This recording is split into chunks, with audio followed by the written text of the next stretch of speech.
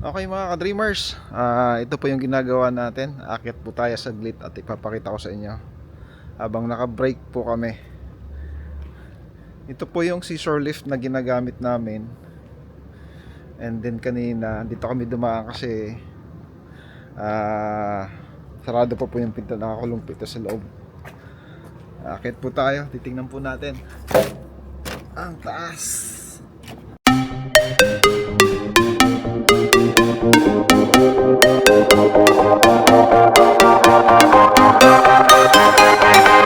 Morning mga ka-dreamers, it's Friday po ngayon and ang site po natin ngayon ay medyo malayo. Nasa west po ang site natin ngayon and tayo po ay nasa south. So almost mga 30 minutes po ang biyahe natin. Panibagong site po ito mga ka-dreamers. And yung site natin ay nasa loob siya ng parang factory. So tatry po natin na makakuha ng ilang video clips doon. Okay, good morning po sa inyo. Tayo po ay biyahe na po muli. Ako po ay samahan nyo sa almost 30 minutes na biyahe. And madilim pa po ang oras ngayon dito. Ito lang, set ko lang itong aking mapa para nang sa ganun ay may guide tayo papunta ron. Okay po, samahan niyo po ako mga ka-dreamers. It's 5:33 po ng umaga ngayon dito sa Auckland. And parang umulan po mukha pong umulan po kagabi dahil basang-basa po ang kapaligiran and ang sasakyan ko po ay basa.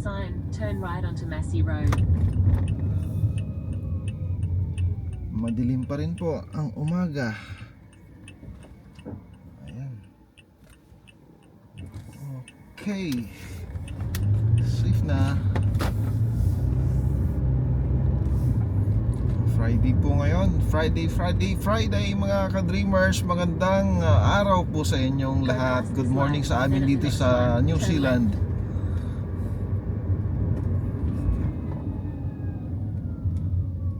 Sa New Zealand ay morning. Yan, stoplight muna tayo. Medyo hindi masyadong marami ang sasakyan ngayon. Hindi ko lang po alam pero paglabas ko dito hindi ganun kadami, pero syempre merong stoplight na kailangan nating sundin. Okay, papasok na po tayo dito sa motorway.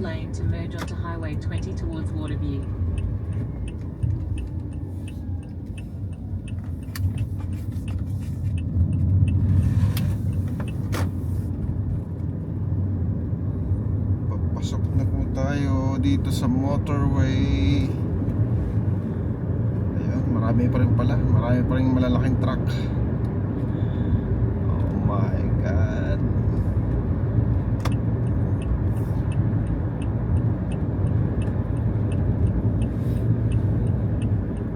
In about 16 kilometers, take exit 24A to merge onto State Highway 20 towards Wellsmith.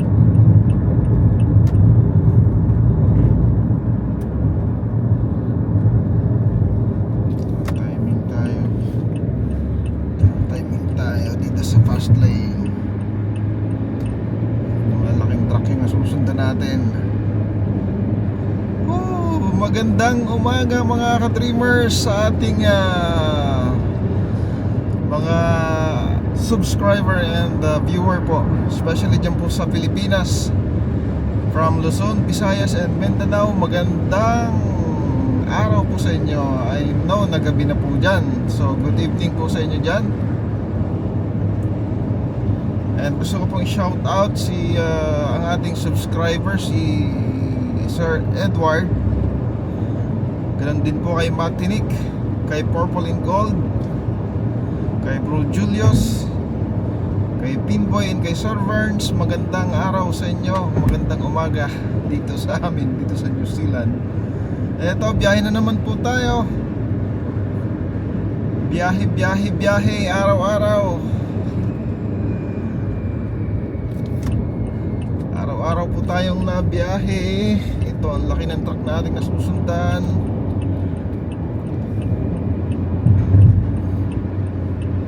Ito po yata ang cargo delivery ng Daily Freight. Akala ko ano ng New World, hindi pala.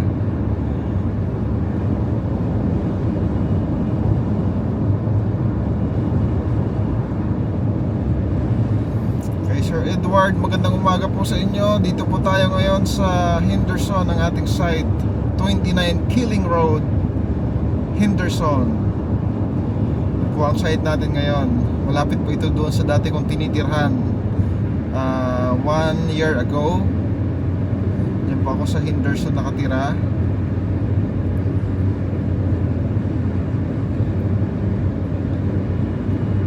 And nasa fast lane po tayo.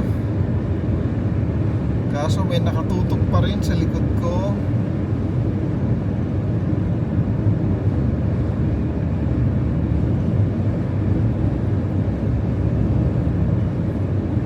Pag dito po kasi sa fast lane, mabilis.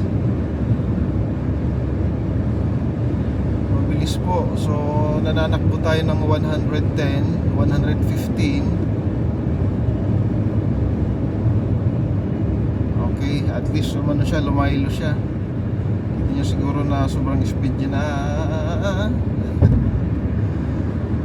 Okay, mga ka-dreamers, biyahe, biyahe, biyahe po tayo.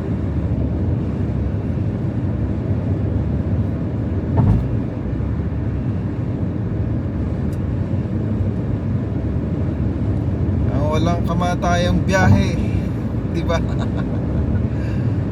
Araw-araw kasama po talaga sa part ng trabaho natin to. Ang araw-araw ay bumiyahe dahil napakarami pong pagkakataon na iba-ibang site po yung ating pinupuntahan.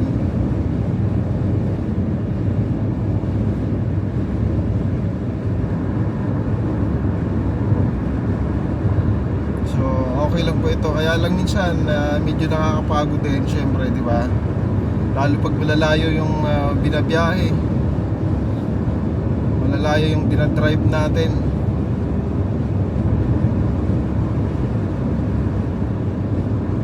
Pagod din naman po syempre. Kas pala yung compartment, kaya pala may natunog. Okay, sige. Tuloy po tayo, 5:39 po ng umaga. And dadan po ulit tayo maya maya sa tunnel. Okay, shout out din sa ating mga avid viewer dyan po sa Laguna, especially kay Sito, kay Lynn, kay Kuya Alan, kay Lane. Yan, congratulations nga pala kay Lane, and then sa aking anak, kay Precious Tiffany Brizo, for being with high honor. And then happy birthday kay Nanad kahapon. And sa lahat ng mga magtatapos dyan sa ating bansang Pilipinas with honors, congratulations po. And ganun din po doon sa mga magtatapos syempre, dahil lahat naman po pag nag-aaral ay nag-exert ng effort para po makapagtapos.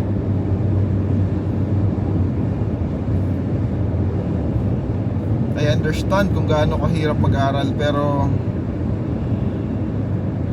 yan po talaga ang pinaka-training para sa ating buhay, ang matuto sa buhay. And yung education or academic, yan po ay parte po yan ng buhay para tayo ay matuto. Unahan ko lang itong van na may hila-hilang trailer kasi medyo mabagal siya. Tayo sumunod sa kanya, aabutin tayo ng siyam-siyam, ika nga.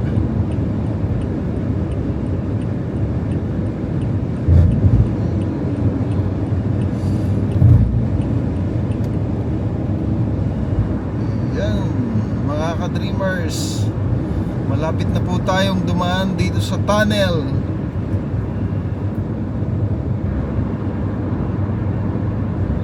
Okay, shout out din kay Ate Wena, kay Buleng, kay Ivan, kay Kidig, and saka kay Eric.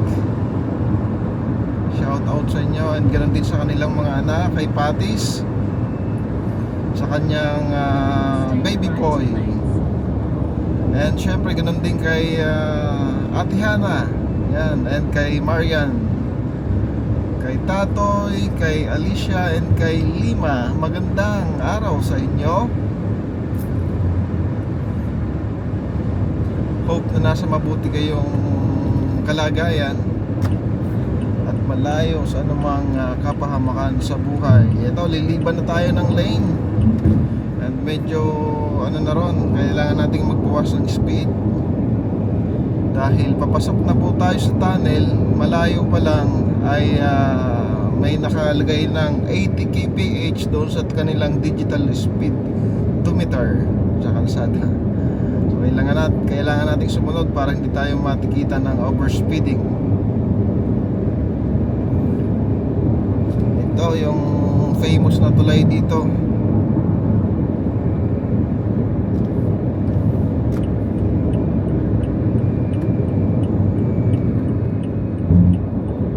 Ayan, 80 kph lang tayo mga ka-dreamers. Mahirap na, baka tayo yung matikitan. Nagwa-warning yan si Apple. Sinasabi niya na may speed camera ahead, kaya kailangan natin mag-slow down. Slow down po tayo. Papasok na po tayo sa tunnel mga ka-drivers. Hindi pa ako sigurado kung ilang kilometro po itong tunnel na ito, or ilang meters. Medyo mahaba-haba din naman. And syempre ulitin po natin na dito sa tunnel ay hindi po tayo pwedeng magpalit dito ng lane, maliban na lang kung meron pong nagkabuhol-buhol na traffic sa unahan and kailangan nating lumiban ng lane. So yon, understandable po yun. In 2 kilometers, take exit 24A to merge onto State Highway 20 towards Wellsmith.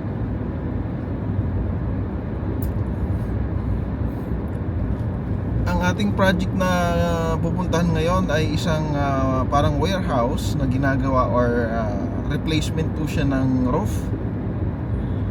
And nakakatuwa po kahapon dahil nung pumunta po tayo doon, so merong kababayan na, kasi factory area po siya, merong isang parang cookies factory na famous dito sa New Zealand. Tapos may isang tayong kababayan na nasa labas na I think nagtatapon siya ng basura or something. Then without pakiramdam ko lang po na Pilipino siya, so agad-agad ko siyang binati. Then yung ating mga katrabaho na foreigner or ibang lahi ay nagulat sila. Sabi sa akin, paano ko daw nalaman na Filipino yon? Sabi ko, hindi, pakiramdam ko lang na Pilipino siya, maliban doon sa kanyang itsura. And yun, binigyan niya kami ng dahil doon para sa factory na yun, pwede kang manghingi ng kanilang produkto. Libre po, binigyan kami. Kaya nagkaroon po tayo ng libreng kahapon, libreng snacks. Kaya tuwan-tuwa po yung mga kasama kong Kiwi at saka Maori. So yun, doon sila namamangha sa Filipino spirit ba, na pag nasa ibang lugar tayo or ibang bansa, pag nakakita ka ng Filipino, talagang batiin mo, parang it's part of your family, di ba? Parang ang mga Filipino, it's a big family.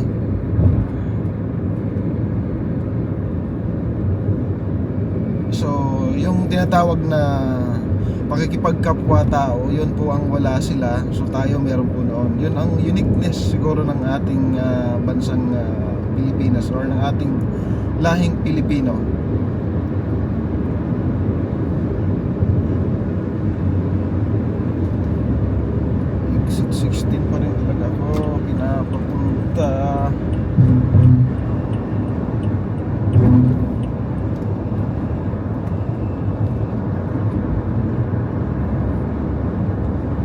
Talagang sa exit 16 pa rin ako pinapalabas, pero pwede naman sa exit 14.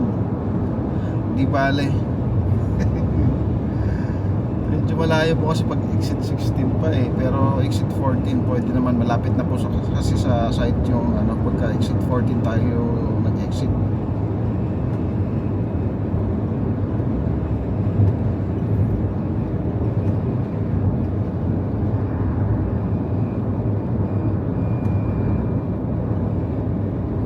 Mga ka-dreamers, medyo mabagal lang itong aking sinusundan, kaya tayo liliban ng lilipat ng lane.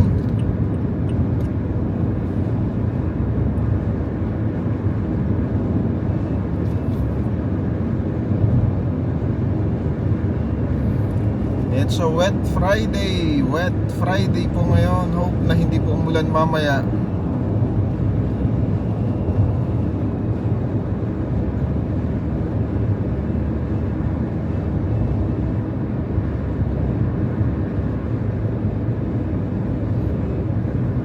May iba nga po pala tayo mga ka-dreamers doon sa sinasabi ko na kakaibang karakter ng mga Filipino is yung pakikipagkapwa-tao. Kapag ka nasa ibang bansa tayo at nakakita ka ng Filipino without knowing their background back home, pero nababati natin sila, and pag nagkwentuhan akala mo we're from a big family. So, ang disadvantage din lang po, katulad ng family na minsan nag-aaway-aaway yung magkakapatid, di ba? So, yun, ganyan ang nangyayari sa ating bansang Pilipinas ngayon, especially sa sitwasyon ngayon. Lalo na pagka sa politics, doon tayo nagkakahiwa-hiwalay. And sana yun po ang maging goal nating mga Filipino, na mabago na yung ganong karakter na pagdating sa politics masyado tayong die hard. Yung pagiging loyalista na minsan nagiging cause na siya para magkahati-hati yung ating tawag dito. Nawawala na tayo ng unity, which is kailangan sa ating bansang Pilipinas para tayo tuloy-tuloy ang ating pag-unlad.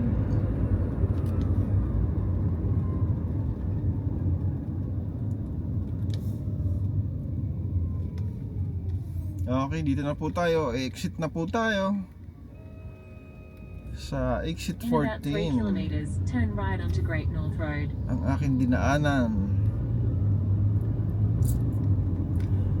Hindi ko sinunod si Apple. Okay lang naman kasi alam ko naman po talaga ang daan dito eh.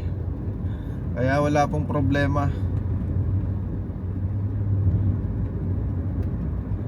So dito ay 55 kph lang tayo. 50 pala. Not 55. 50 lang tayo para hindi tayo baril ng speed camera.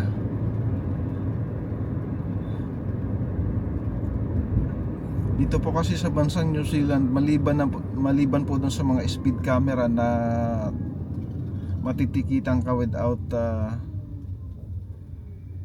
apprehension ng police, minsan may mga police po dito na naka-civilian car. Then pag natsyempohan ka nun, at meron silang mga speed camera din na pag natsyempohan ka nun, habulin ka and ipo-pull over ka sa tabi para tikitan. So yun po ang medyo mabigat dahil may po yata siya tawag dito yung demerit pagkukuha ka na ng license.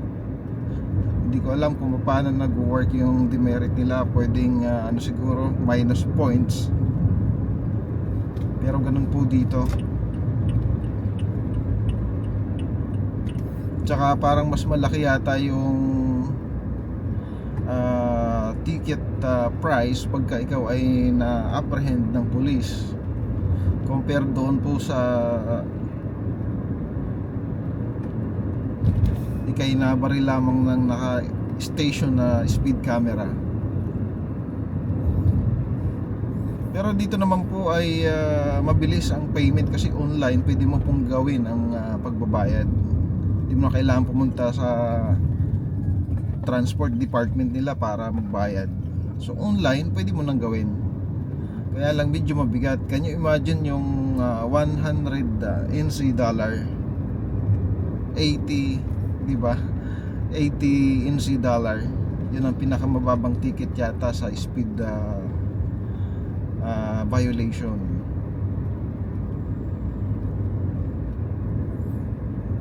Okay, focus na tayo sa pagdadrive mga ka-dreamers. At dito po ay marami ng sasakyan, mga ano din po itong mga sasakyan na ito, papasok sa kanilang mga kanya-kanyang trabaho.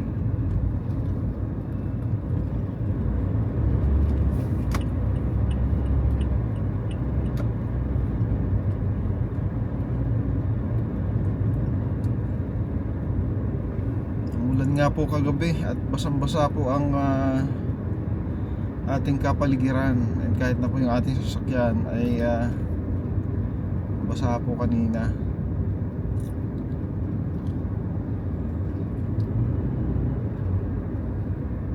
Okay, dito na po tayo. Malapit na po tayo papuntang Killing Road, doon sa ating site. Madilim pa po. So ganito talaga. Madilim pa ay nabiyahin na tayo. At the next traffic lights, turn right. Okay, turn right daw tayo dito sa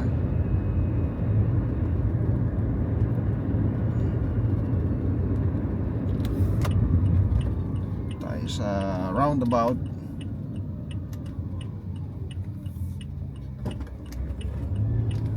Roundabout tayo.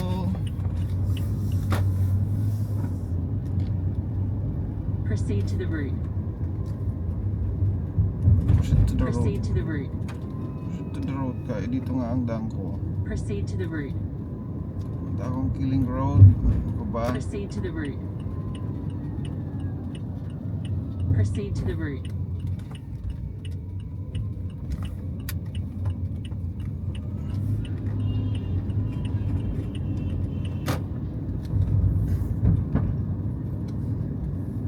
Stay in the middle lane. Ako ba, Apple? Alam ko nandito. Kaya ito ang shortcut kaysa padadaanin mo pa ako ng Lincoln Road. Sa Lincoln Road ay napakadaming stoplight doon. Kaya syempre dito tayo dadaan, di ba?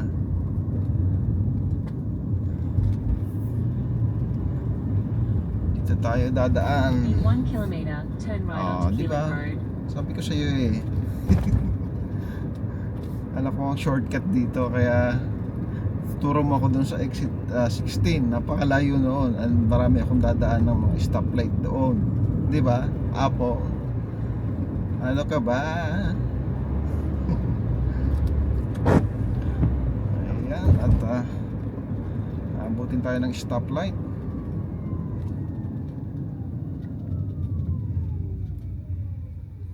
Itong area na po na ito ay dito tayo tumira ng almost or more than 1 year. Kaya medyo familiar po tayo sa mga kalsada dito. Ayan, lapit na po tayo mga ka-dreamers sa ating lilikuan sa Killing Road.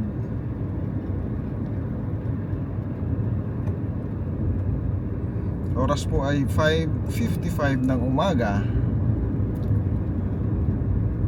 5:55 noon ng umaga ang oras. Napaga tayo. Okay lang.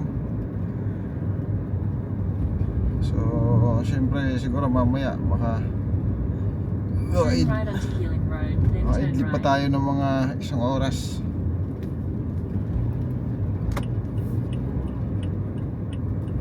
Okay na pong napaga kaysa maghahabol tayo sa oras.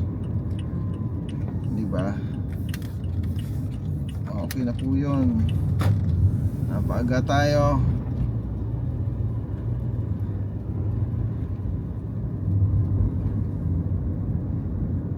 Killing Road.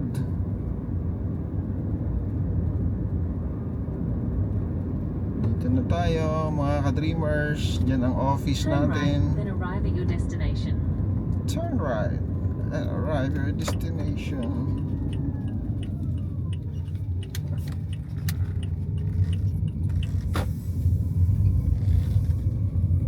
Arrived. Arrive. O diba, sabi ko sa iyo eh. Talaga naman ito si Apple. Ito na nga yung site namin eh.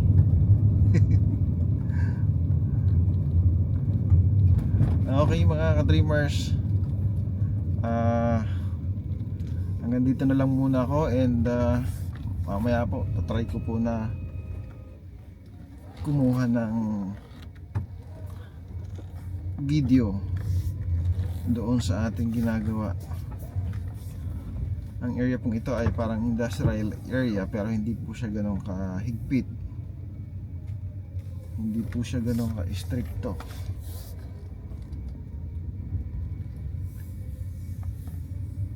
Okay, so dito tayo, dito po tayo.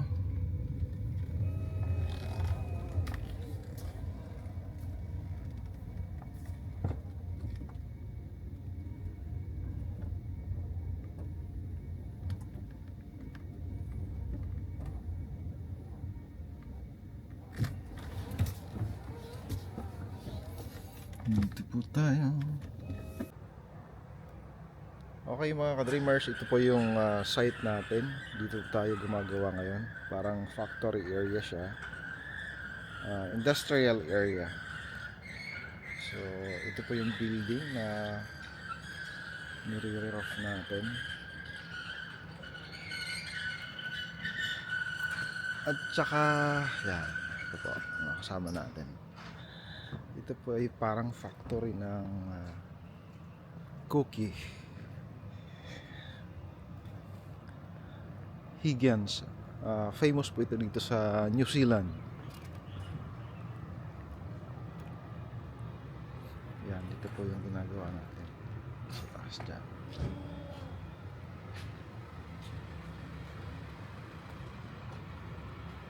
Ito po. Yan po ang Higgins. Yan yung nagbigay sa ating kahapon ng cookie.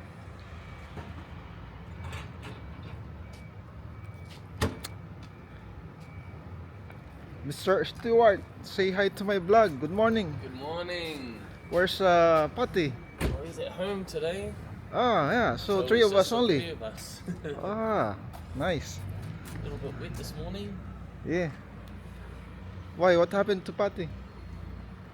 Still sleep or? Meeting. Ah, yeah. Thursday celebration. Is there any occasion? Long weekend. Long weekend. Is it okay? I will get some video clips. Yep. Of course. So it might be a little bit slippery. Yeah. But the weather forecast is sunny. Yeah, it's not raining till tomorrow apparently. Yep. But I'm really just worried about having no wind.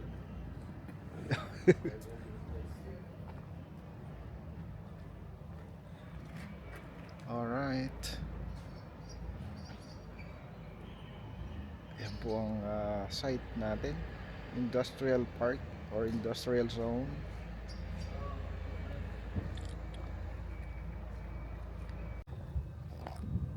Okay mga ka-dreamers, ito po yung ginagawa natin. Akit po tayo saglit at ipapakita ko sa inyo habang naka-break po kami.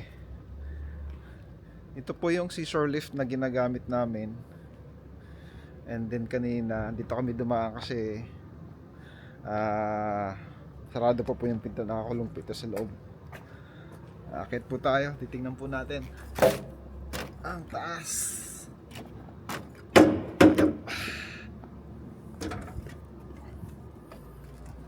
Okay, operate natin itong pressure lift.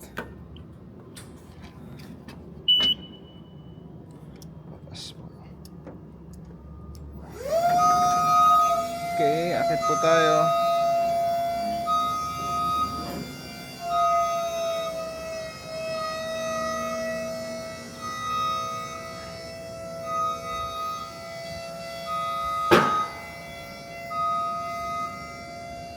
Ito po yung paikot ng ayan. Okay. Ito po yung bubong mismo na ginagawa namin. Yan. Yep. And inabot po kami ng ulan kanina kaya tigil yung gawa. So yan, nagpalit po kami ng skylight. Isang unit lang po ito na nag-replace po kami ng skylight lang, then binalik lang yung dating bubong kasi okay pa naman po yung bubong niya. Itong area pong ito ay lahat siya industrial, napakarami pong factory dito. Yan po yung sinasabi ko kanina na factory ng sikat na brand ng cookies dito sa New Zealand. Makikita nyo po yan sa lahat ng halos mga bendo machine sa mga commercial area. Yung Higgins oven bake goodness, kahapon po binigyan nila kami ng 2 supot na cookies. May mga Pilipino pong nagtatrabaho dyan, napakarami po. Yan po, lahat po yan ay factory. Dito lang po ito sa Henderson, number 29 Killing Street. Lalo kay shout out nga pala kay Sir Edward. Yan, dito ako sa Henderson ngayon. At naka-smoke po kami ngayon. And ito, nag-iikot-ikot lang po tayo dito sa taas para ipakita po sa inyo. Ito po ay school. Eskwelahan naman po ito. Itong may playground na yan. Yan po ay eskwelahan. Hindi ko alam kung high school or elementary. So, pero yan po ay eskwelahan. Okay mga ka-dreamers, magandang tanghali po sa inyong lahat. So kahit pa paano po nakakakuha po ako ng video clips dito sa ginagawa natin. At hindi po naman masyadong stricto dito ang safety, lalo na pagka break time naman. So pwede po tayong kumuha ng video. Kaya lang hindi po natin makukunan ng actual yung paggagawa kasi bawal po dito sa company namin yun. So baka tayo ay mabigyan ng memo pagka nagpumili tayo. Anyway, yan lang po ang update dito. So as usual, parang sa atin din lang po sa Pilipinas. Ito po ay kung hindi ako nagkakamali, lightning arrestor to. Itong pole na itong maliit. So far so good. Ang oras po dito ngayon ay 10:30 na po ng tanghali. And maya maya siguro smoko time na namin. Ito naman ay creek. Nilagyan nila ng mga bato para sa pinaka-retaining wall yata itong batong ito. Pagka nagbabaha, hindi siya, kumbaga hindi magigiba yung lupa kasi meron siyang mga bato na babasag doon sa pressure ng tubig. Okay mga ka-dreamers, so yan po ang trabaho natin dito sa New Zealand. Tayo pa ay nasa roofing industry, katulad din po nung nandyan tayo sa Pilipinas.